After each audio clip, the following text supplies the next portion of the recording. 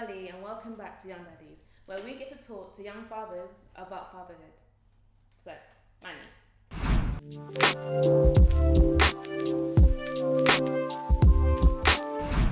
So, Manny, we're going to put all cards on the table. I've listened to your Father to Father podcast, and you said you're a father of 2 kids from 2 different women. That's correct. Okay, so how did your family react to that? Just a quick backstory. Obviously, coming from a Christian background, because you can already imagine how it is. And coming from an African household, so I have an African Christian background. Yeah. With my first one, yeah, it was just obviously shock. I remember telling my mum, like literally, I got beats every time on site. Like she would just be in the kitchen, she would look at me, clap. I would be in the living room, she would look How at old me, were you? clap. I was 19 going 20. Okay. Yeah, I was 19 going 20, so it was literally beating on site every time she saw me. And then yeah, obviously the typical, oh, you must now marry, you must now, you know, make an honest woman of her, etc., etc. But I was just like, nah, that's not gonna run. I'm not gonna be with someone just because we have a child. It doesn't run. So you weren't together before you conceived, or? No, we'd broken up. We'd broken up, and then she didn't even know she was pregnant until she was like 5-6 months in. Wow. So yes, so I remember that day clearly, man. When I tell the story, like I was after work, you know, just finished at Wembley Stadium on a Wednesday night. Trust me, I remember that. Just listen, every time I go to Wembley, I'll just get flashbacks, and I got a voicemail from her, and then she was like, "Oh, I need to talk to you. Call me back." And you know what? For some reason, I knew. Yeah. Because we haven't spoken all this time, and out of nowhere you've got my number to call me. You've left me a voicemail. Like, who leaves a voicemail? So yeah, when I called, and she was quiet. I was like, "You're pregnant, innit?" And she's like, "Yeah." And then and the second one, that one was just a bit of a madness. What does that mean? Just madness. Like I was not ready. I was not prepared. And were you with the second one as well, or was that something like that? So met on BBM. Wow. Yeah, I'm showing my age here. Met on BBM, and then spoke briefly, and then we met. Obviously, she liked what she saw in real life, and then one devilish night like this. Wow. Yeah. Messaged her, I was like, "Oh, are you up?" She was like, "Yeah." And then when I come round, and obviously did the deed, and boom, child. And yeah, I'm not gonna lie, it's not something I'm proud of. I was like, look, get rid, I don't want, I'm not ready. How am I gonna tell my mum that I'm having another child, another woman, and I don't wanna be with her? I was like, all of that was just going through my head, like, no, please. So yeah, and I didn't tell my mum. I didn't tell my mum about my daughter till she was 1. Well, so what is your thought process then? How do you not tell your mum that you've got another child? Why did you tell her? You just hear what I said? How would you? No, but you have a child now. You can't. Trust me. People that know my mum will understand. I feel like if I told her at the time I told her, I might not even be here. Yeah. Yeah, and that's not even me trying to exaggerate. Okay. Like, you have to understand. My mum is a very religious woman. You know, she's the first one at the church, last one to leave, part of the prayer warrior, part of the, very known in the church. And to now hear that her firstborn is now having 2 kids with 2 different women, exactly. Yeah. It was not something that I was ready and willing to to confront her with. So I was like, nah. And then times anyway, she was in Nigeria, so it was easy to get away with it for that long. But even when I told her, she didn't say anything. She just looked at me, looked at my child, looked at me, and it was just for like the first week or so, it was just so tense. Yeah. You know. Between you and your mum, or? No, me and my mum. Yeah, like she never spoke to me at all, at all. Like whenever she needed something, whenever she wanted to say something to me or get a message to me, she would go through my brother. Like. Yeah, we never spoke at all. How did that make you feel? At first, I was like, you know when someone don't react the way you want them to react, it keeps you on edge because you never know when they will react. Yeah, of course. But then, after that, I was glad that she knew, like, it's out there, it's over, it's out in the open. So after a while, I was okay. Mm-hmm. Did you ever discuss sex in your household? Considering it's a Christian household, did you never discuss the repercussions of unprotected sex? No. Even funny enough, in my latest podcast here talks about that. About you know, as the church failed young single parents, and I believe so. Sex is not really spoken about how it should be spoken about. You know, even in the church now, when the pastors preach about sex, it's even like as grown adults don't be looking and going. As if you've said, as if you swore. You know, like it's sex. You are having sex. You've had sex. Why are we all moving like we don't know what sex is? And yeah, up to now, me and my mum, we've never spoken about sex. It's just don't have sex before marriage. That's it. And that's, you know. Isn't that a damaging sort of narrative? Because now you've had it, it's like, what now? Yeah, exactly. And it's just one of them ones here. Like there's more to it. Yeah. You know, there's the health aspect of it. You know, and then there's that getting a proper understanding and education of it. You know, not just don't have sex before marriage. And you have to understand, as human beings, when you're growing up here, when someone say don't do something, you want to do it. It's nature. So just by saying don't have sex before marriage, for me anyway, there's not really much. It doesn't really do much.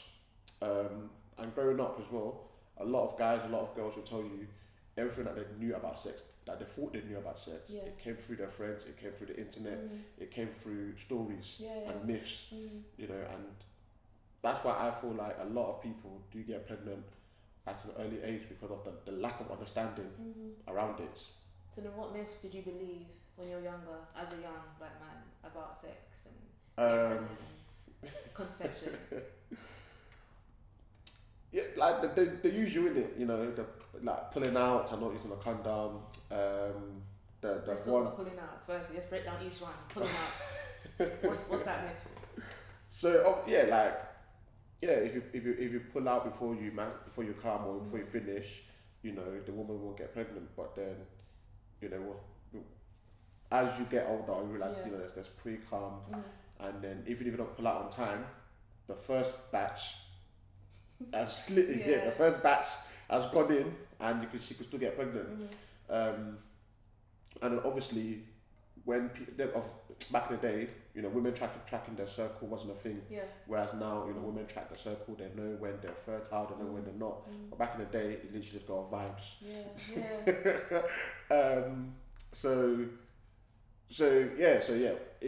Even if a woman is fertile and you don't pull out on time, there's a very, very, very high chance that, you know, your pre-cum can get her pregnant. So that's one. And there's the one that if the girl's on top, she can't get pregnant because obviously like when you think about it now, you're just thinking, what the hell?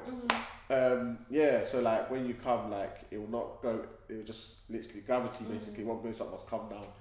That was one. So then, at what age? Now that you're aware that these are myths, right? And essentially you're reckless, and both your children were both unplanned.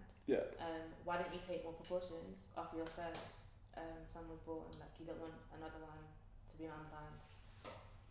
I mean, pregnancy. That's how I called it the devilish hour. You know, the advice I give to young people now, coming from a Christian background, I will never tell someone not to do anything. I will just advise them and say why it shouldn't be done. Because at the end of the day, it's up to you as an individual whether you want to do it or not.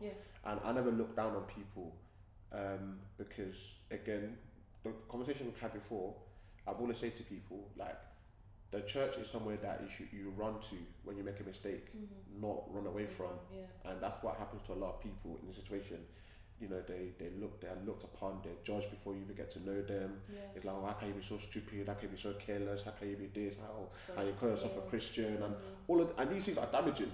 You know, these things are damaging.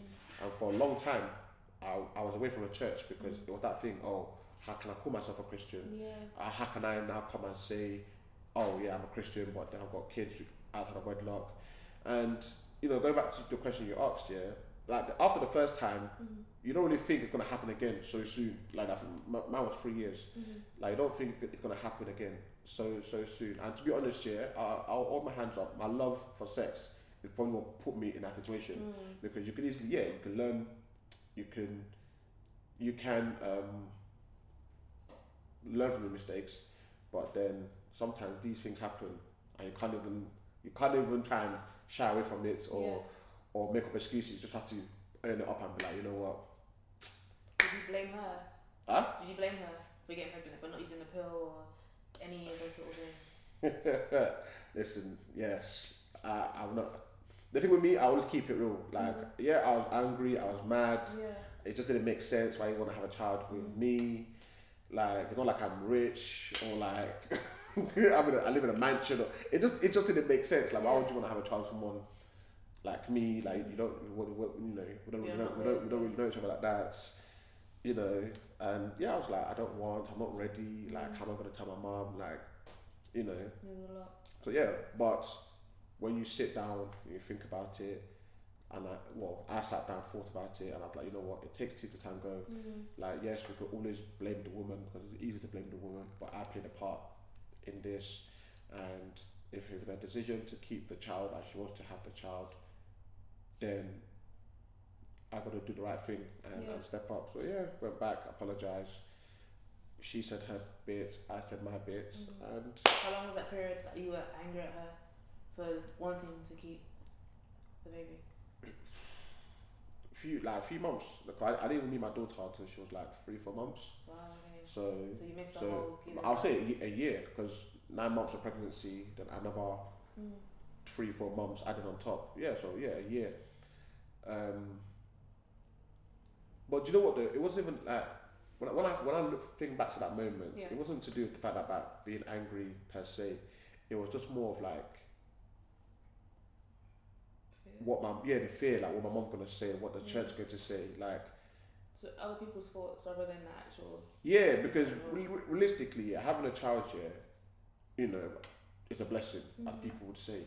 There are a lot of women that will tell you that they really want a child and they can't have a child, and here I am, being opportunity to be a father again, and the first thing I'm thinking of is people's reactions. So when I sat down and thought about it, I was like, you know what, it's happened. People are gonna say what they want to say. We just have to deal with it. And it's been an up and down journey. We're getting there. Do you ever consider the A word? What, an abortion? The A word, we don't listen. Let's speak with our chest. Did you ever consider having an abortion? Did you mention? Yeah, 100%. I said to her, like, I'm more get rid. Wow, get rid. I was like, wow. So not even there was no softness around it, delicacy. Not like, listen, when you say you can never be me. Listen, life will humble you very quickly. And when people talk, like, oh, I will never do that. Because growing up here, I was like, abortion, no, never. Like, I'll never tell a woman to get an abortion. Yeah. But when you're in that situation and you're feeling the heat, it's different. All morale, everything goes out the window. You're just thinking, like, it's a fight or flight thing. You're trying to think of how to escape. And I'm I'm sorry, like, I'm not ready for a child. Like, I'll be honest, I was like, get rid. Did your mum ever say have an abortion? Pardon? Your mum. Did you ever say, like... My mum? Yeah. She didn't even know. The first time? So that one was too late. She was only like 6 months in. Okay, yeah. So the first one, abortion was not even in the picture. But second one, I was like, I'm not ready. Do you think if you told her, she would mention, like, go and... Oh, hell no. I know my mum. Nah, my mum is too, like I said, strong woman of the Lord. Like, she would just shout, scream, beat me probably again. Probably tell you I must marry her. But no, I don't think abortion. No, definitely not. My mum wouldn't even encourage such behaviour. Okay, and as a black man, how do you think your narrative feeds into the culture of having multiple baby mamas or children, or motherly children?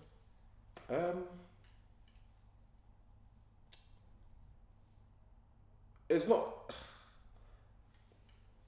Because we hear Future, everyone's like, oh my gosh, she has 6, 9, 7. But do you know what though? Yeah, like it's gonna sound so mad. Yeah. Like their lifestyle is different to our lifestyle. Like they can afford to have many. Yeah. Do you know what I mean? Even when you look back in the Bible as well, you know, likes of Abraham and all them lot, they had plenty children, many concubines and mistresses and everything. Not saying that the lifestyle one should live, but it's just if you can afford your children. A lot of the time, why people don't have like children or a lot of kids, it's down to finance. And if you can afford the children, have them. With many different women. Not with many different women, obviously not. Because that's not the lifestyle you'd want to live. But then if it's happened, it's happened. Like you can't now blame. Like I don't know. I just feel like if it's happened, it's happened. That's his lifestyle. That's not the norm. Yet anyway. I hope it won't be the norm in the future. Because just the way the world is going, the world is just moving mad. But the main thing is when I meet someone and I've got 2 baby mums or 2 baby dads, whatever. First thing I ask is, are they active in the child's life? Do you guys co-parent well? For me, that's the question we should be asking, rather than judging on how many they've got. Are you active in your child's life? Cool. Are you doing what you need to do? Cool. Okay, so are you active in your child's life, children's life? Yeah. How active? Well, what does present mean to you, especially during the pandemic? How present are you? That's just having a relationship with them. Do you have a relationship with the mothers and the children? Yeah, we have like we're cool. So, we have boundaries in place. Everybody knows their place. There's no just disrespecting each other. I think obviously a lot of the time when people don't communicate with each other, it's easy to step on each other's toes. You know, what do you like? What do I like? What's acceptable to you? What's acceptable to me? And we find a middle ground.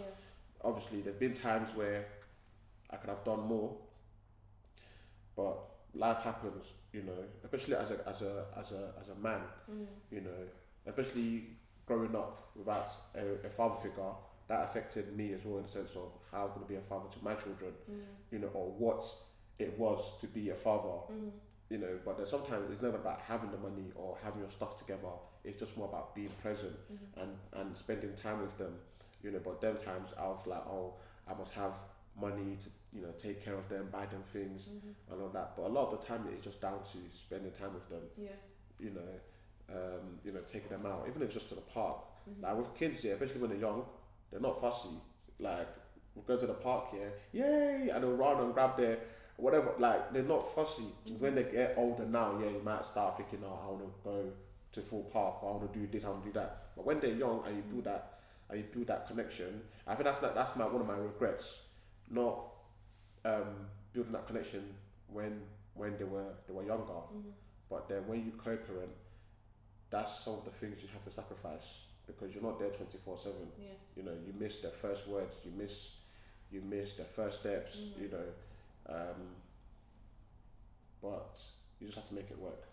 Have both your partners or partners sort of moved on to other relationships? My son's mum. Like to be honest, I don't really get involved in their relationship like that unless it's serious. You know, that's the understanding we have with each other. If it's serious and they're gonna meet the kids, then yes, we need to know about them. But if it's just someone that you're dating, talking to, do you? You know, do you know what I mean? If it's got nothing to do with the kids, we don't need to be involved in each other's lives like that. But my daughter's mum, she's moved on, and it's all blessed. I'm a cool guy. I don't like drama. The only drama I like is when I'm acting. But apart from that, in my own personal life, I don't like drama. You know, a lot of the time, even when they message me, I told them a lot when I disagree with them. I'm like I just say okay, cool. But sometimes it's not even worth it. So, sometimes you just have to pick your battles wisely. When I have the energy, I might, be like, no, I'm not having that. But when I just come, I'll read the message. Sometimes I won't even reply. I'll just read them like, okay. So how do you stay away from that sort of crazy baby mother sort of stereotype and handle that if it does occur? Communication. A lot of the time, when you ask people that co-parent, a lot of the drama starts from lack of communication. Because they're thinking one thing, you're thinking one thing, but you never come together and actually talk about it. So that's just what it is. And once you have an understanding, so communication, understanding, and don't be selfish. Sometimes you have to compromise, you know. And mothers do a lot as it is already. You know, a lot of the drama comes from the mother's frustration. You know, having the child all the time. They don't really get time off to themselves to have time to themselves. Because fathers, you could be me now, I'm still living life as if nothing's happened. You know, whereas their life has changed a lot more, you know, than me. So I always try to be understanding to them. You know, understanding. I appreciate them as well. I just look. So not labeling as crazy, just like I understand. Yeah, like I appreciate. But they don't do crazy stuff. Stuff that they come and tell me is stuff that I already know. So before they even tell me, I'm like, look, I know I can do this and that. Look, time is tough right now, but look, I know. So I think that's just what it is. I think that because we have that understanding and we respect each other, things go smoothly. So. How does religion and culture influence how you want to raise your children or discipline your children? And do you also raise them differently? I really asked some good questions there. What done? But really, glory to God, like obviously both my kids' mum are very, they have a good relationship with God, you know, and it helps as well like my son's mum, for example, her mum, so the grandma, she's very strong in the Lord as well. So she then obviously brings up my son, you know, they read the Bible together, spend time reading the word. And obviously when he's with me, from what my mum has taught me, I pass that on to him, you know, make sure he prays, says the grace before he eats his food, things like that. So culture wise, there's some things that I'm not interested in. Like, are you all the same sort of culture, like Nigerian or? So my son's fully Nigerian, Yoruba, both sides. Daughter, half Nigerian, half Igbo. So for example now, my son, I haven't taught him about the whole, you know, prostrating and saying hello to his elders. I don't think that's necessary, to be honest. Because I just feel like Nigerians, they're so entitled. Respect is earned. Just because you're older than me doesn't automatically mean I'm going to respect you. So that's why I said that there are some culture or beliefs that I might not be like, nah. But then the big thing about culture is we like respect. You know, as long as you're not rude to your elders, as long as you're not disrespectful to your elders, that one is not happening. You're not going to be running your mouth to elders, but I also teach you to stand up for yourself. And not because someone is older than you automatically mean they can talk to you anyhow. No, you know, because when I was growing up, an uncle and auntie can talk to me anyhow, and I have to take it because they're older than me. But my kids, listen, they don't talk to you anyhow. You stand up for yourself, but don't be disrespectful. Because you can stand up for yourself without being rude. If they have a problem, send them to me. Okay, I like that. How was your relationship with your parents or mum, dad when you were growing up? Well,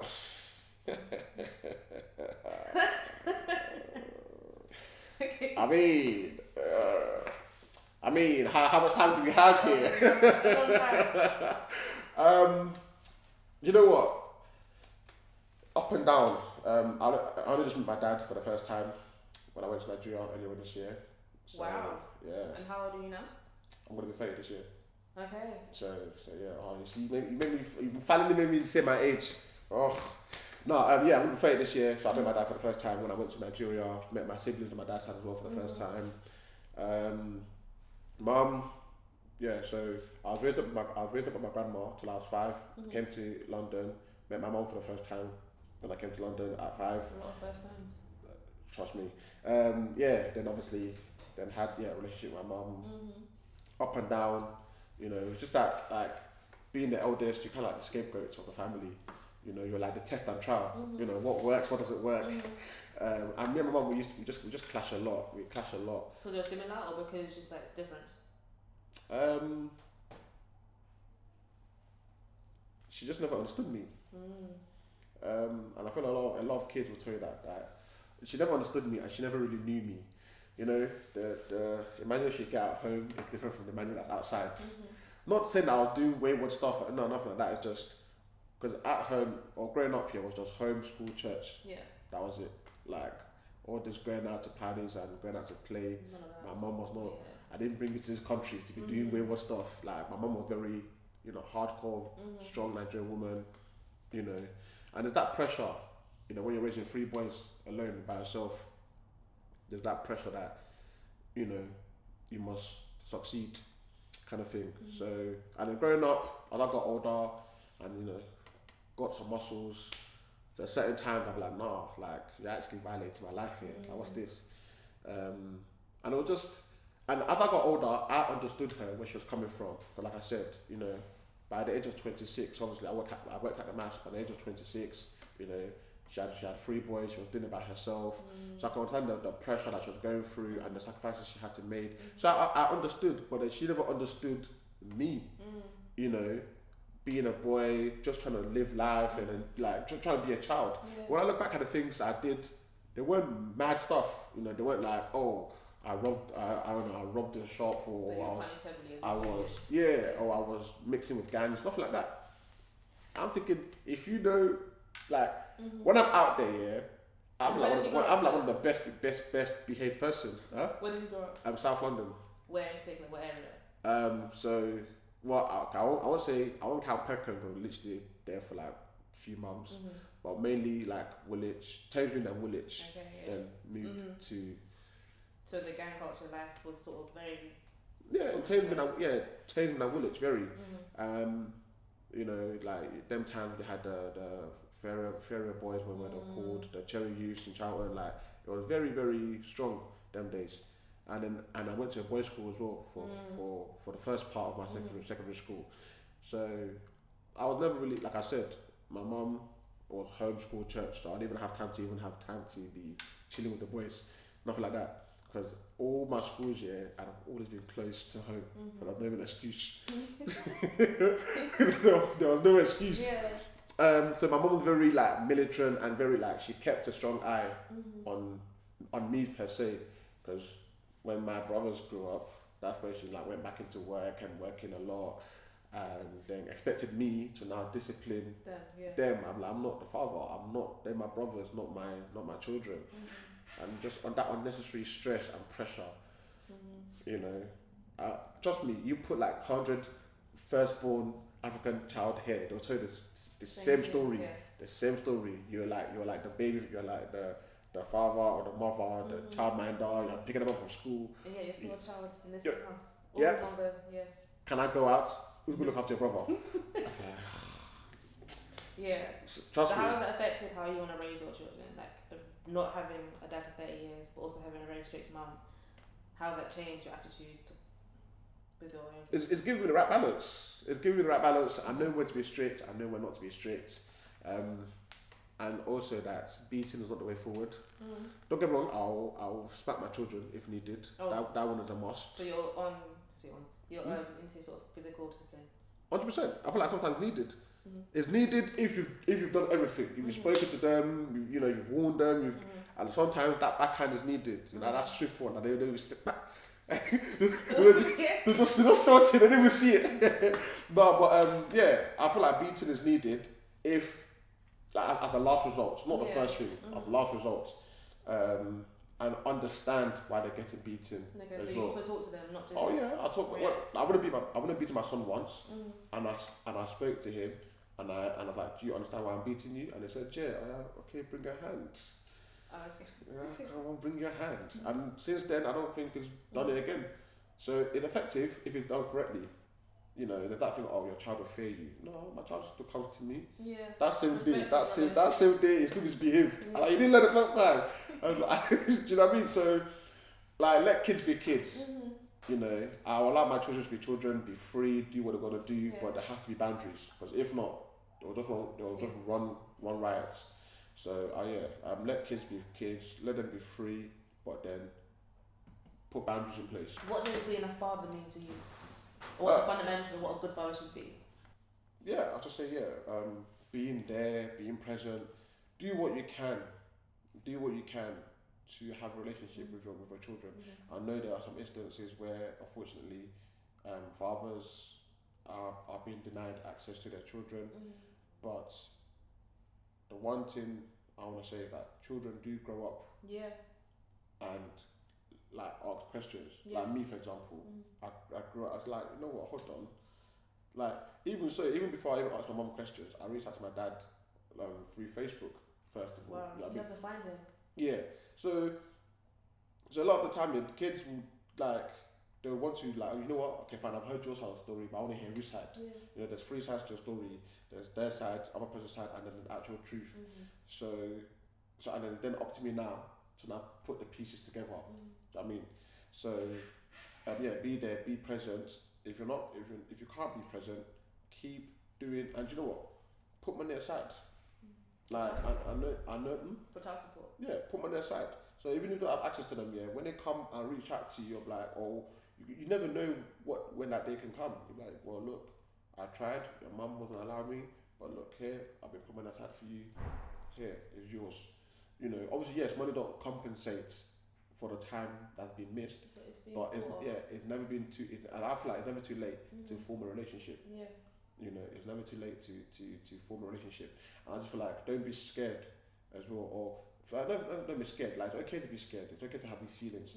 I feel like a lot of fathers feel like they have to have their stuff together. They have to, you know, be in a certain place in life. There's never a manual guide to fatherhood or to parenthood. We're all freestyling. Yeah. You know, find what works for you, and if you can put your pride aside and communicate with the mother of your child and put your differences aside, that would be even better. Yeah. A lot of the time as well is, oh, he did this, he did that. It's not seeing the children again, but it's the kids that are being punished. So be there, be present, and do what you can do. Have you seen Fatherhood, the show with Kevin Hart on Netflix? I haven't finished it. I started watching it, but I haven't finished it. There's a scene in there where he goes into, I'm gonna spoil it for you, sorry. He goes into the mother's sort of new mom baby group. Oh yeah. So I've got up to that bit, yeah. And she's like, this is for new moms, not for new dads. How do you sort of think that particular scene reflects real life, and what do you think needs to change to help new dads be dads? I like the reply he gave when he was like, it said new parents, not. I mean, and a lot of the time people forget that fathers are parents too, because we're just used to, even when people say, oh, I'm gonna go and babysit my child, I'm thinking, bro, that already is very wrong in that statement. How can you say you're gonna go and babysit your child? Or the fact that the law itself favours mothers more than fathers. And don't get me wrong, I'm not trying to take away the credit from mothers, but if we're trying to encourage fathers to do more and be better, let's help them. You know, let's give them resources. Let's equip them. You know, mothers they have mother classes, clubs, support groups. All of this. But then what's there for fathers? Or even if there is stuff for fathers, it's not being pushed. Yeah. It's not being pushed. I think it's I don't even know how many weeks you get off work, and then boom, you're back into work again, and at work here you're missing all of these key fundamentals with your children. To be honest, if I had it my way, like take time off work and you know, and spend time with the kids, spend time with the wife, that support, because even so, you have to understand as well, the time that you've got off work is not enough, because it's not just about the children, it's about the mum as well. Yeah. You know, you want to give her time off. Yeah, she's got time off work, but you want to give her time off being a mother. You know, and sometimes it's, you know, imagine now you've done 9 to 5, you're tired, you now want to come home, so now, you know, take over from your wife. It's hard as well. Yeah. It's hard, and then there's the mental health aspect of it as well. You know, that pressure to provide for the family, be a good father. You know, make sure am I doing the right thing. And a lot of fathers don't even know how to change nappies because they just see it as a woman's job. Yeah. You know, they just see it as a woman's job, or you know, we hear stories where even in marriages, there are wives that are single parents because the man feels like it's the woman's job. I go out, make the money, come home, the child will be crying. It will be, oh yeah, honey, go and do the child.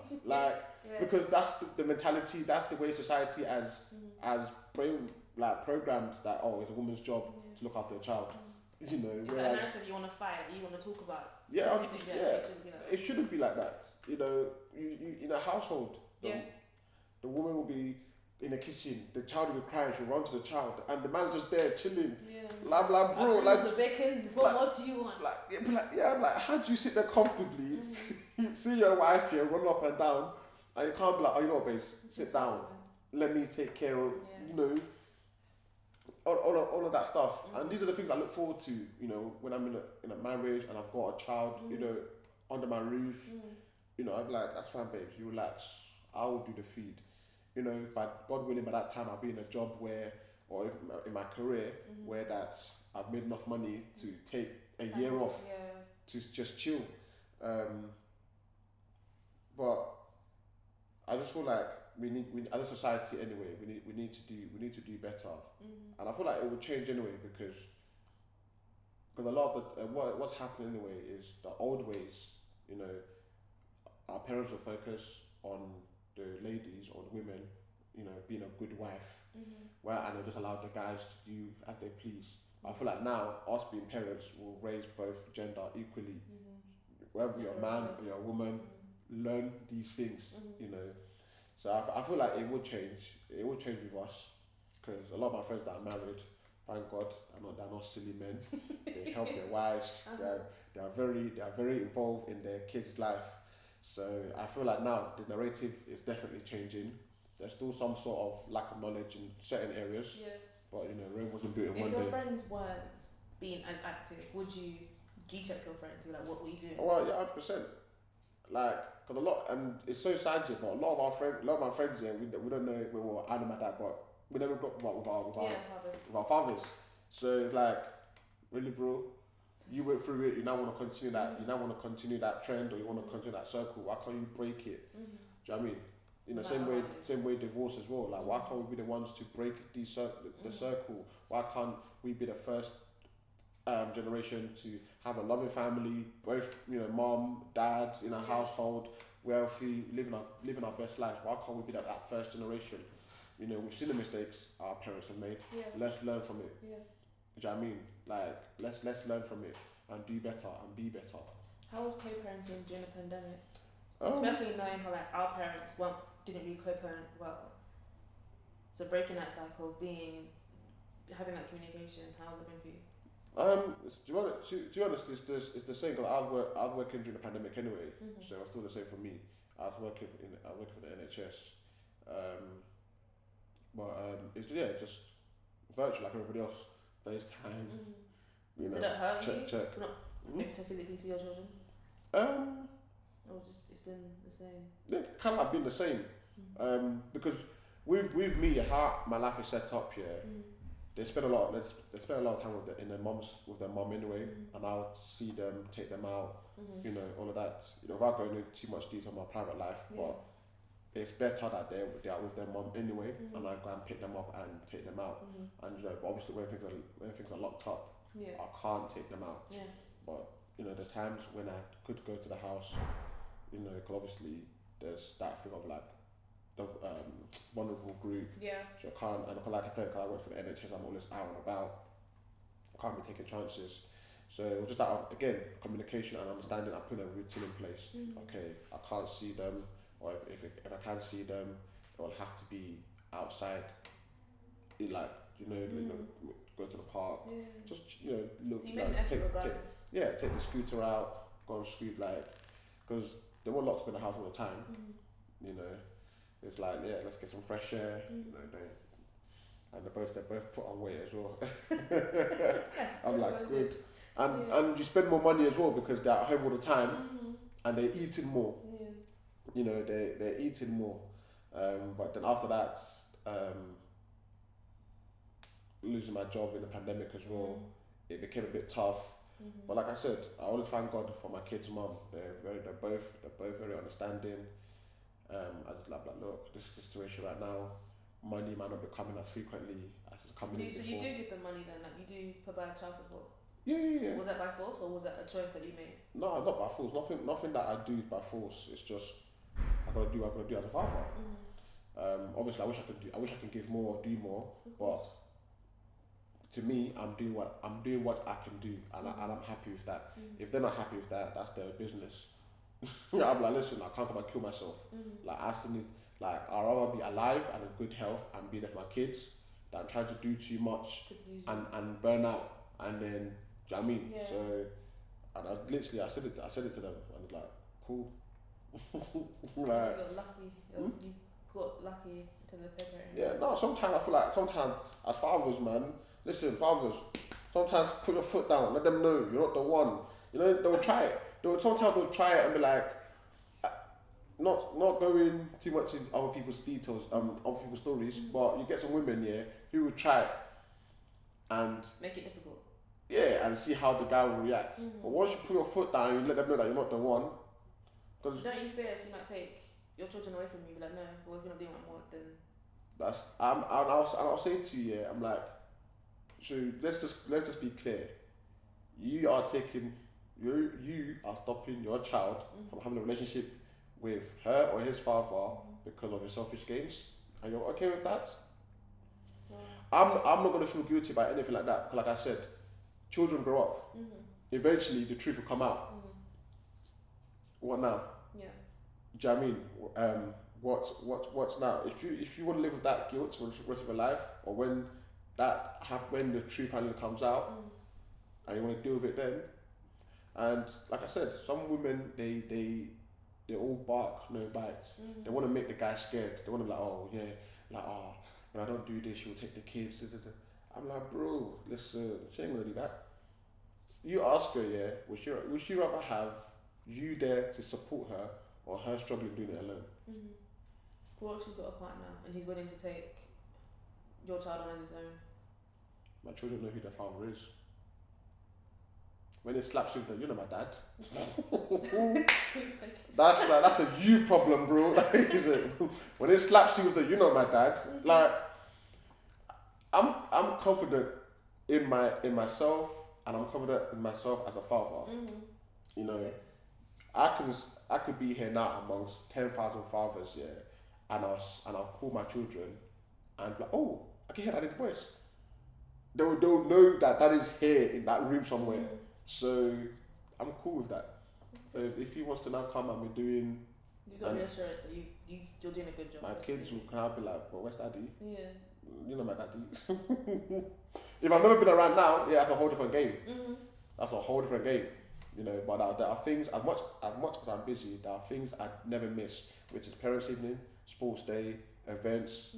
Like, you know, I'm always, you know, them key events. They know that Daddy's gonna be there no matter what. You know, so them little things, it makes a difference. It does, yeah. It makes a difference. Yes, I might not be there to tuck them into bed, whatnot, but key events, where they see, because a lot of the time your kids want to belong. You know, when they see their friends, mom and dad, cheering them on, and then it's just mom cheering them on, or it's just dad, they feel the type of way like, oh, I wish I could have my mom and dad coming. So when, like, especially my daughter at sports day, when she does gymnastics, when she sees me and her mom there, she's happy. She loves that. You know, so trust me, kids are very observant. So you've got a united front, whatever happens. Yeah. That's beautiful. Have you got supportive friends, or did you seek out other dad friends to help you get prepared? No. When I was a father, or like when I was, which was like what, 9 years, 10 years ago now. There was nothing like this. There's no support system around you. Everybody was just like literally. I think I was like one of the first people amongst my friends, or the only person among my friends to be a dad. I mean, even people were shocked. Like even people I went to school with, it was like, what? Emmanuel? What? Like, nah. Did you tell them, or did they just find out through social media? Yeah, social media. I didn't tell nobody. Because I didn't really speak to people like that. I told you it was homeschool church. So I don't really speak to people like that. It was Yeah, through social media, and obviously word of mouth from like people that will see me like, how you doing? Like, yeah, I'm a father now, and obviously they'll go back and tell them like, wow, I bumped into Emmanuel. Like, man, yeah, he's got a child now. You know, and just like that, it spreads like fire, and then everybody knows. Yeah, so it is what it is, isn't it? What personal sort of hurdles have you been facing or faced, and how did you overcome them? That one is very simple. Finance, man. Like that one, kids are expensive. I'll tell you that for free. Kids are expensive. I understand why people want to make sure they have money for they have children, you know, but when the child is here, you can't use that as an excuse. You have to make money one way or another. Yeah, finance, 100%. That fear of, am I doing enough? You know, there have been times, you know, I've cried myself to sleep. Wow. I've worried, just not happy with how things were going, you know, like I thought I was a shit dad because like I said, I don't have money, I wasn't providing as much as I should be, you know, like I never want to be that father where my kids want to ask for something simple and I can't provide because I don't have money, you know, things like that really, it plays your mind, especially as a guy, it really plays your mind, especially when you're taught to be the provider, no woman will take it seriously if you don't have money, you know, so all of like growing up here, all of that was just about, I must be making money, I must be a provider, I must be this, I must be strong, I must be that. And, you know, when I was not doing that, I felt like, you know, would they respect me as a father? My kids' mom respects me as a father to the children. You know, like, imagine I try to say something and like, can you shut up? Do you even provide for your children? You want to be here making rules and lay down the laws, like things like that. You know, you think about things like that, and you just. But when you realize that it's all just in your head, you know. Especially like Father's Day gone now, you know, the cards that I received, it's just like simple stuff that they wrote in there. You know, the best dad, like best footballer. I play football. My son comes watch me play football. Like I said, been to my rehearsals. Like best footballer, best actor, and all of this thing. Like they appreciate all the small things, but it's us as adults that will be overthinking it. Yeah. Like we'll be overthinking it, but we have to because you know, school uniform, clubs, food, all of these things. Like it's needed. You know, it's needed. If I calculate how much money I've spent from when I was a father to now, no word of a lie, I feel like I've built one mansion in Nigeria, maybe 2 or 3. maybe even more now I'm thinking about it. Like I could have bought a land, maybe 4 or 5 lands in Nigeria and build houses.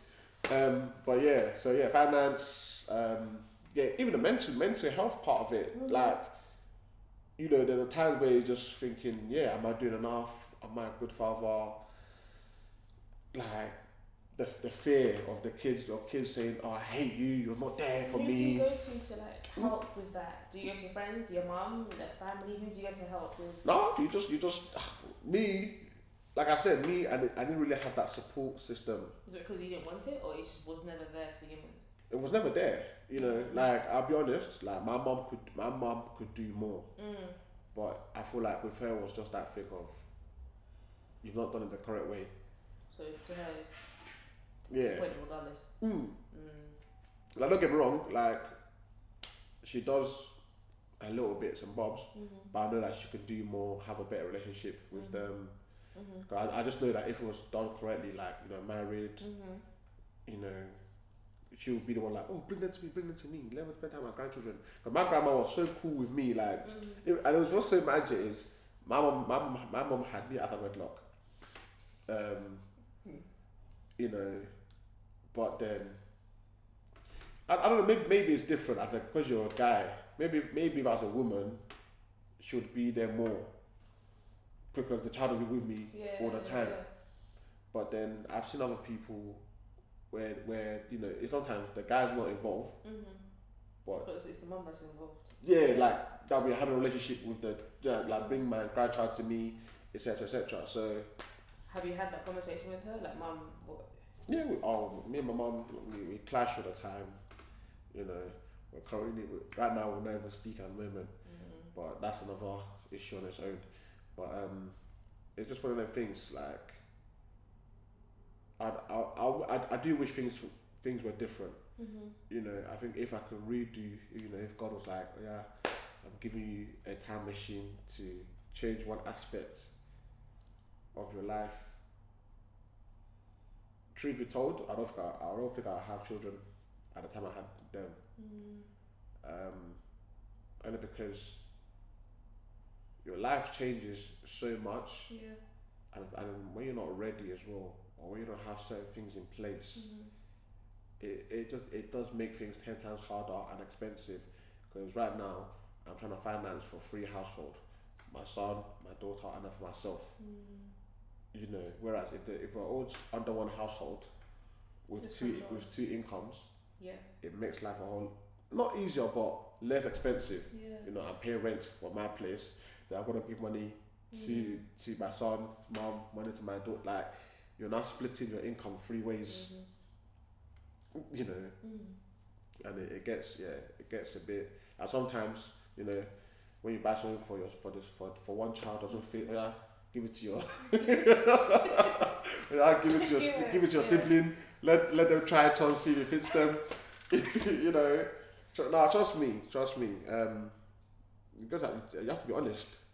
Like, having the children, yes, they are a blessing. Don't get me wrong, I'm not disputing that. They're a blessing. For I try and cover my head, they're a blessing. But truth be told, I would change the way it happened. Like, I would change the way it happened. 100%. Do you ask for help? Yeah. Oh yeah. No. Now it's different. Back then it was just very tense. Now it's different. You know. Now, you know, I'm older. I've got things going for myself. You know. I've got people around me that we kind of like come talk and just be like, yo, bro, sometimes just want to dash the kids in the bin. You know, or like, oh, like when they have issues with the mother of their children. And I feel like now, it's becoming a norm. Everybody's got children. Everybody's got baby mom, baby child. Like, back then, it wasn't as common as it is now. So, like I said, I was like one of the first, the only person among my friends to have children. And if they don't have children, I can't really relate to anybody. Because it's like, well, I don't have children, so bro, I can't help you. But now, you know, it's everywhere. You know, you meet someone, you meet a woman, she's got a child, you meet a guy, she's got a child. So everybody now, we're all coming together and helping each other. And, you know, there's podcasts, there's shows like this, there's social media. So there's a lot of things now. I feel like having a child now, in this age, it's probably much easier than before. What additional support do you think the government needs to put in place for fathers in particular when they have children? Like, some sort of benefit that's just tailored to men? Oh, do you know what I said? Yeah, that's even a good question. Do you know what I find so mad, is that once, like, wait, how do I ever explain this? Like, if the mother is claiming for benefits for the child, and that's registered under the mom's name, there's nothing for the fathers. Like, if I'm not working, for example, now, if I'm not working, I guess the way they look at it is that they're a single mom and they're giving them the maximum. Primary caregiver. The primary caregiver. Okay, so for example now, if I'm homeless and my kids come to stay with me, if I now go to the council and say, look, I'm homeless, whatever, I've got kids, they won't see me as a priority because they don't live with me full time. But then it doesn't make sense to me because then when they come to visit me, where they're coming to stay, they'll be like, you're not a priority. Then because you can't visit because they haven't got a place to stay. Yeah, but they see it as the mom is the primary caregiver. She's priority. So, like I said, the law favours the what's it called? The mothers more, and obviously yes, and I feel like it's that thing again, that as a man, you should have things going for yourself. Why you rely on council to get you a house? Kind of like so even that alone, it's an issue on its own because there are some men out there who don't have that financial capability to get a house on their own, you know, and having your own place it's good. You get a routine in place. You know, the kids can know your home, have their own setup in your house, you know, and kind of like have a routine. But then, like I said, everything favors the mum. Support groups for dads, and it's not just like dads who are single dads, as in maybe the mum passed away, God forbid, or the mum's like, I don't want the child, you have the child. There should be a support group for everybody. You know, mothers, fathers, and like, not even split it, joint.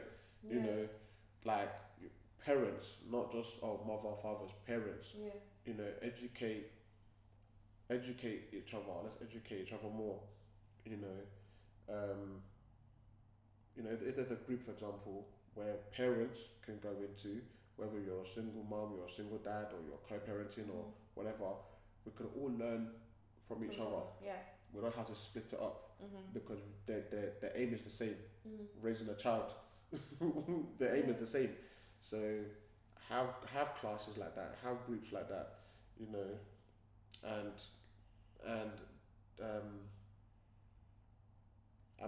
like normalize fathers being involved in kids' lives. You know, what I mean by that is, you know, yes, fathers too can push. I say weird, yeah. Some guys are like, I ain't pushing a push like pram, like that's not manly. They're basic, But who says it's not manly to be pushing a buggy? Like, you know what I mean? Like, I feel like sometimes a lot of the time, you know, the way the society is set up here just makes it it's mad.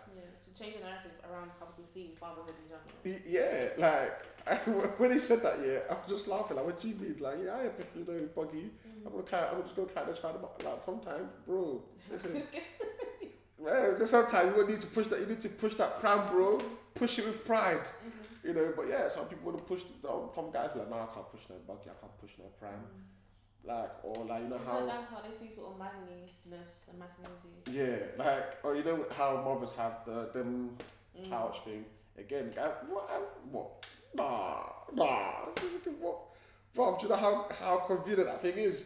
Just and then go about your business. Like, but again, it doesn't. It's like it's a woman's thing.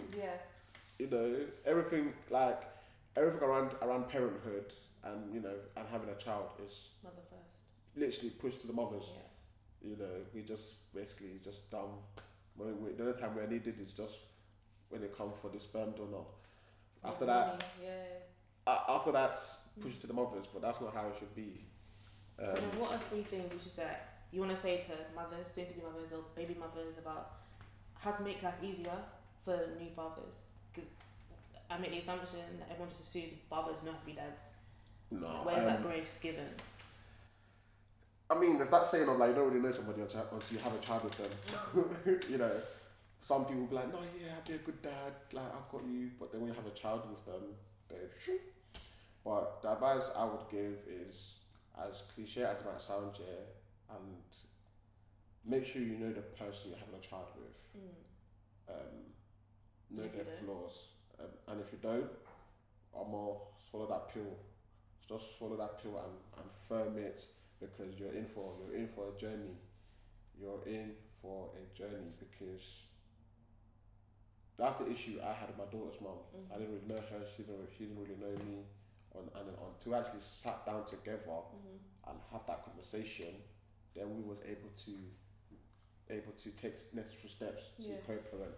So I'll say, know the person you're having a child with, and if you don't, take necessary steps to understand, communicate. I feel like people just like to assume and think, oh, they should know, or he should know, or she should know. No, just communicate. Basic communication goes a long way. I don't like this. Why do you like this? Or these are my boundaries. Can you respect my boundaries, please? Basic communication, and put your differences aside. A lot of the issues that people have here is, oh, she hurt me, he hurt me, I don't like her, he don't like her, and then they're fighting, and then the child is being punished. Put your differences aside. And the beauty about co-parent is that you don't have to be best of friends, but just both have the same intention for that child. Like, You don't need to. No one asking us to be pally or be doing lovey-dovey. Listen, hey, I'm gonna come see my child. You at home? Yeah, cool. Come see your child. Do what we gotta do. Go about your business. And listen, when your child's like what, at most 10, 11, it will have its own phone. She'll have its own phone. There you go. You can talk to your child through there. You don't have to talk to the mom again if you don't want to. But yeah, so communication, know the person you're having a child with, and put your differences aside. It's not the child's fault. Okay, so what are the 3 things you'll tell young fathers? If you're not ready for a child, and you know you're not ready for a child, strap up. I'm not gonna sit here and say, oh, don't have sex before marriage, because I'm not here to be preaching to people. But if you know you can wait till marriage, I promise you, it's a whole lot better, because all this co-parenting stuff is long. It's long and expensive. And number 2, don't be a dick. Like, women go through a lot. Especially in the last few years, we've come to knowledge about, especially with black women, how they're treated in hospitals and like the changes a woman's body goes through with pregnancy. Some people don't even make it through pregnancy. So the fact that she's carried your child for 9 months and delivered the baby safely, that alone, she deserves the respect. Yeah, so don't be a dick. And number 3, you are good enough. Don't look at what other people say or what people are doing. You do you. There's no manual guide to fatherhood. You are good enough. Do what you gotta do and always do your best. Your best is enough, and your kids can see that. I promise you, they'll see it. Okay, and then lastly, what are 3 things you learned about yourself since having children?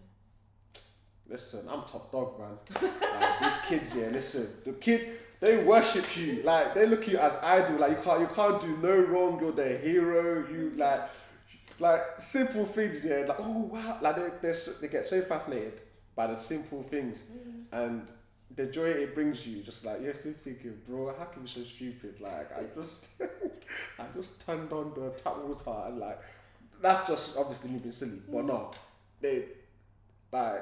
I'm top dog. In my kids' eyes, I'm top dog. Their dad is the best. You're in school.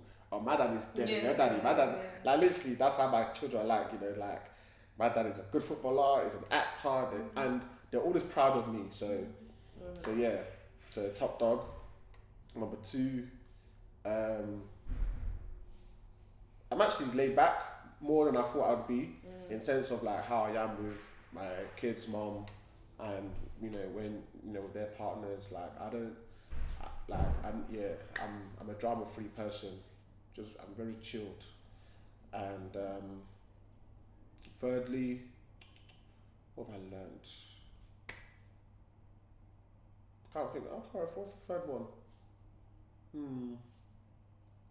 I don't know. That's the only 2 I can think of at the moment. Okay. Sorry. No, that's great. On that note, I say thank you. Thank you for coming to Young Daddies. Thank you for having me. It's been no, some good questions throughout there, so thank you. It's good. I hope everybody can learn. And remember, you're not alone. Yeah, you're not alone. And if you need help, reach out. Yes, reach out. And obviously tune into my podcast as well, isn't it? Father to Father, please plug yourself. Yes, Father to Fathers. So it's Father with the number 2, and then Fathers and podcast. We're on YouTube. This season 2 on YouTube, so you can see my lovely face. But we're on Spotify. Season 1 is just audio. So we're on Spotify, Anchor, Apple, and Google Podcast.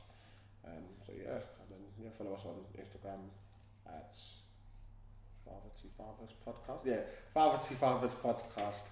And just stay tuned with more of our content. Thanks.